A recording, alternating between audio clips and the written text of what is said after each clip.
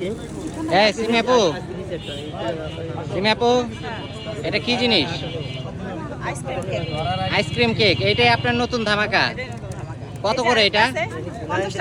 50 টাকা। সব সিন্ডিকেট ভাঙে মাত্র 50 টাকায় এখন কেক সেল করতেছে। আচ্ছা আচ্ছা, 50 টাকায় যে এটা দিতেছেন, এখন এই যে ঠান্ডার মধ্যে বললেন যে এই গরমের মধ্যে এই আইসক্রিম কি গলে যাবে না?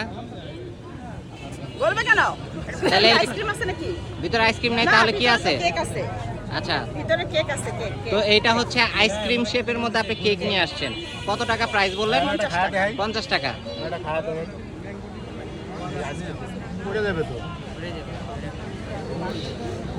ভিতরে কি দেখা যায় ভাই? কেক, কেক আছে, কেক, কেক। কেক।